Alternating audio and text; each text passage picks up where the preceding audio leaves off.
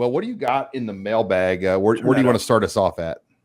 Yeah, so out of the top 3 in men's sports, your football, basketball, and baseball, who's going to have the most improved season next year?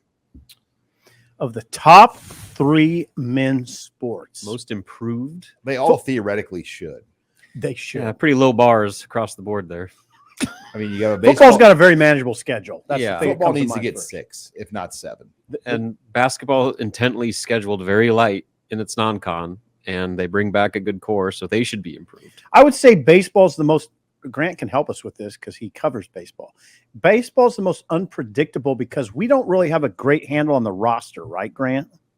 Yeah, I think I mentioned in Tunnel Talk, I think last week, but last year they finished with 46 players on the roster. Now you need to cut down to 40. As of now, they're at like 42, I think, with a strong shot at the 2023 who just got out of his national letter of intent. So that would bring them to 43 with probably like a month and a half of active recruiting left. I mean, they could be ready by fall with like 50 plus players on that roster.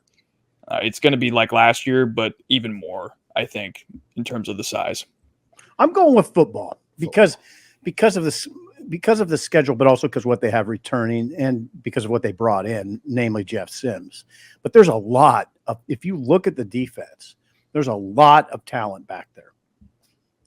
I get it. Can they structure it right is the question. Right. I mean, listen, that's a good defensive backfield. They have a good secondary. Dudes in the secondary. Do they have enough up front is going to be the ongoing question. But I think, and then on the other side, on the flip side, you have Sims. You have all your offensive line coming back. You guys like the running backs. I like the running backs. Receivers, I like them when you add Fedoni into that, the tight end, Thomas Fedoni into that discussion, if you count him.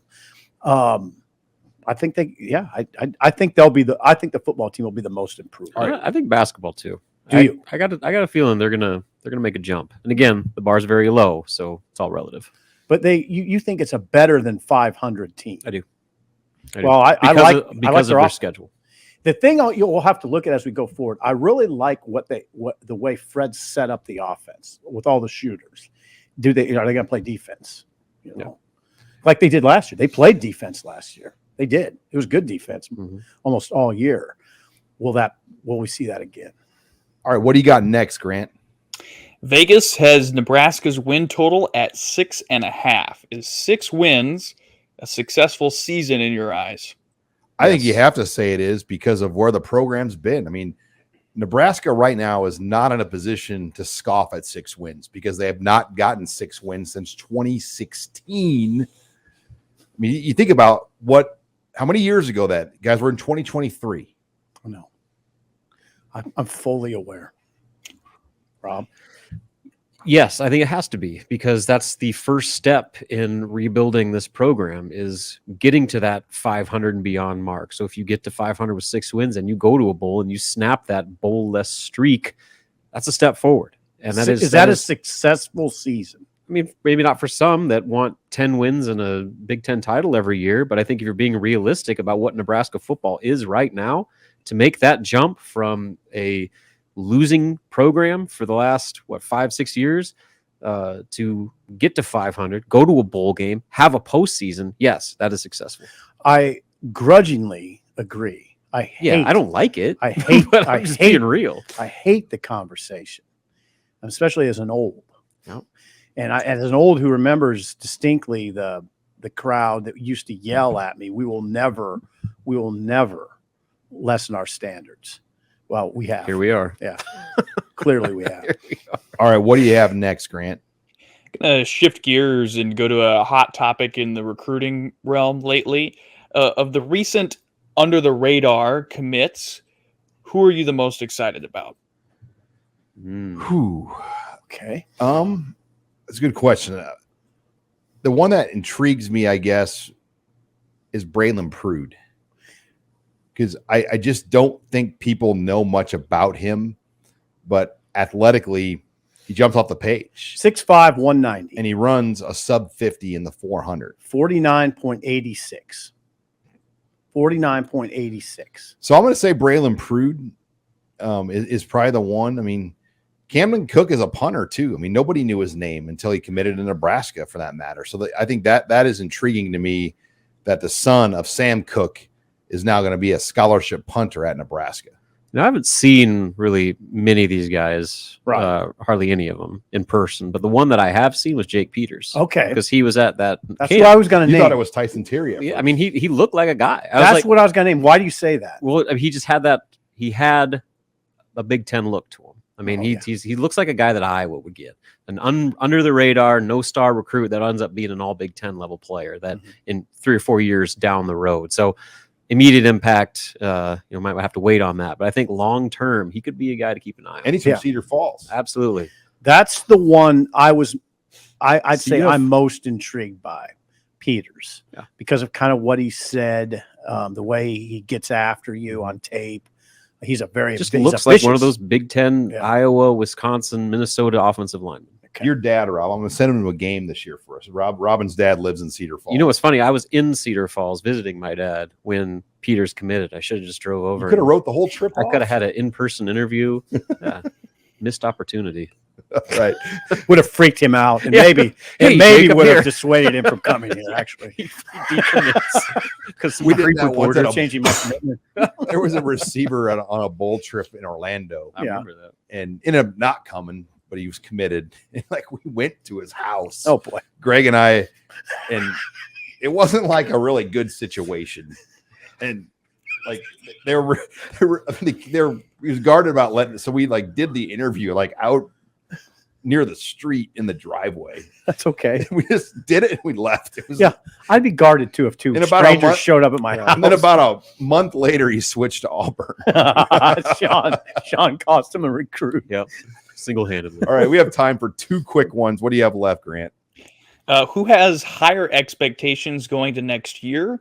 Will Bolt's team or Fred Hoiberg's? Hoiberg. I mean, it's do or die for them. Like they got to get not only to the postseason, they got to push for the NCAA tournament, and they have the roster to do it. They have the schedule to do it. I think it's all on the table right now, and I think everybody there knows it. Yeah. Like it's year 5. Mhm. The time is now. Baseball just has got to figure out how to beat Summit League teams. I mean, they win those games during the middle of the week. They're probably in the tournament this year. I mean, their path to get back is not unattainable.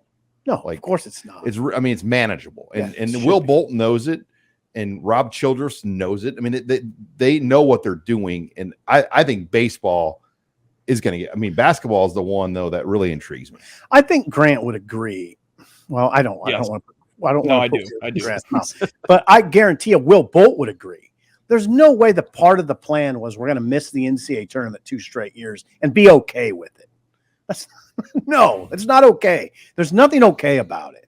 So get in the NCAA tournament. And if you don't, I'm not drawing lines in the sand here, but if you don't, you got to really take a good look at it. I mean, 3 straight non-NCAA tournament seasons, that's not what anybody would have expected or signed up for. Yeah. Compare that to basketball, though. I think there's not even close to judging the pressure on both programs. It's all on basketball. That's a good pressure. It is. That's where it should be. Yeah, that's what it should be at Nebraska. All right, final question, Grant Hansen.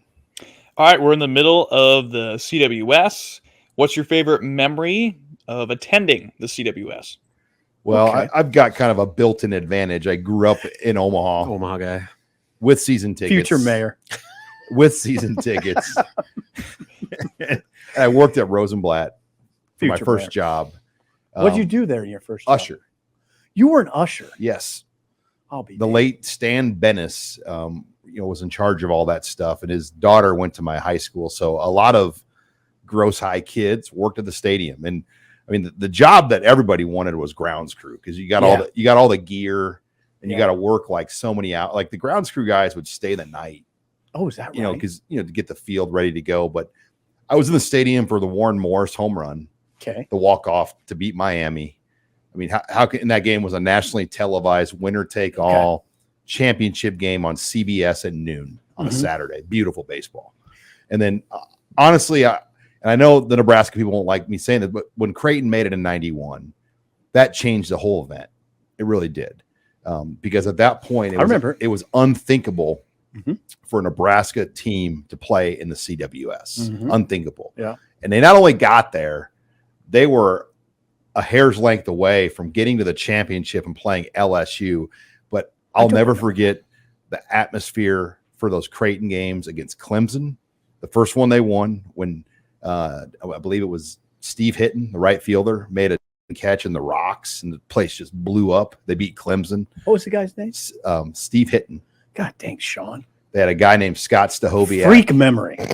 Yes, Stahoviak was on that Jim team. Henry was the coach. Yeah, Jim Henry was legendary. Oh, Jim Henry, and he Went lives to the Cubs. He lives in Omaha still to this day. And after they won that first game, he showed up to Paulie's Bar in Omaha in his uniform and celebrated and had drinks. That's some Omaha. That's some serious. That's like Tom Chattel gold right there. Yeah, that's serious Omaha history.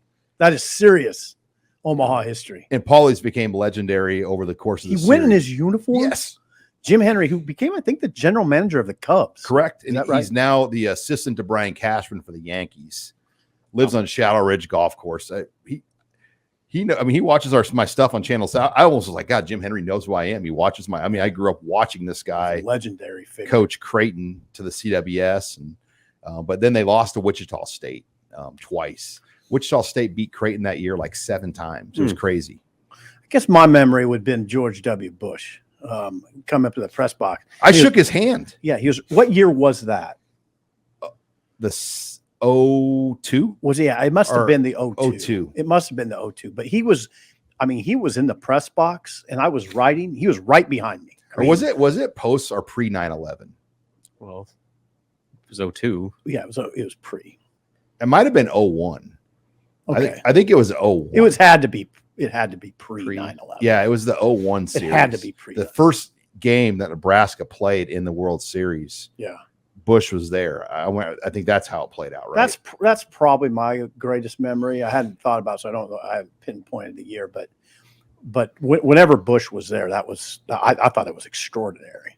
Mine has to be 2005 when Nebraska made it. I covered that team for the Daily Nebraskan, so it was kind of like the year-end culmination. Alex Gordon, Jabba Chamberlain, and specifically when they beat Arizona State in the first round, Jabba just dominating, 5-3 win, and just the scene there, like how many Nebraska fans, they flooded that stadium. It was incredible. I get the chills right now. Yeah, and they obviously lost their next 2, but that moment on June 17th, 2005.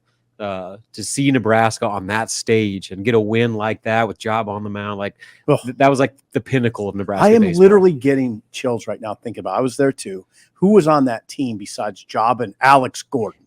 Dunsing, Johnny Dorn, Joe Simakaitis, Jake Opitz. Yeah, that's a crazy good Daniel team. Bruce. Yeah, that's a crazy good Jesse team. Boyer. Jesse Boyer, center fielder. Good job. Those guys had some fun back in the day. I mean, but the big one was Alex. Had a good I mean, time on what and off the defined field. that team to me was Alex. Oh yeah, He was such the a face. rock. He was Yeah. the face. Oh, And he was a rock. I mean, you knew Alex was going to be there. there were I mean, pros on that team Yeah. up and down the roster. Yeah. Tony Watson. Oh God, yeah, they have Watson. So they have. Did you say Johnny Dorn already? Yeah, they have Watson, Dorn, and Jabba, Dorn was Dunsing. just And a Dunsing. freshman. and Dunsing. Yeah, it's incredible. Yeah, Dorn was throwing like the midweek games against Yeah. South Dakota State. Yeah. A little different there.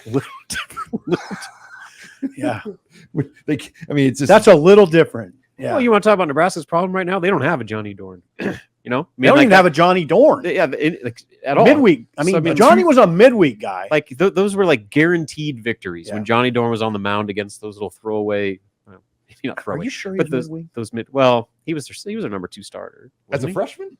He on that eventually team? was. Didn't they have Tony Watson on that team, and didn't they have Dunsing though? They did have Watson. I and can't they had remember Dunsing. what their. He was Like, not. I forgot what the Johnny rotation Dorn was not. Yeah, I don't remember. Johnny Dorn was not ahead of Dunsing and Watson. at any point. Those 3 guys were all Major League Baseball pitchers. Yeah, I don't remember. Johnny Dorn never made the pros. He was really good that year, though. He went on to be a really good Friday guy in the league, Saturday guy in the league. But as a freshman, I don't think he was the 3rd guy. Ridiculous talent, though. What we're talking about is a talent. I mean, that is ridiculous talent. All right. Well, we could go a whole other segment on this. It was a lot of fun. Grant, we appreciate you stepping in and Good job, Grant. gave you a little history lesson there. Yeah, no, that was pretty cool. I honestly, I think the history lessons, whether it be on something like this or Nebraska football, are probably the most underrated part of the podcast, to be honest, I think. Wow.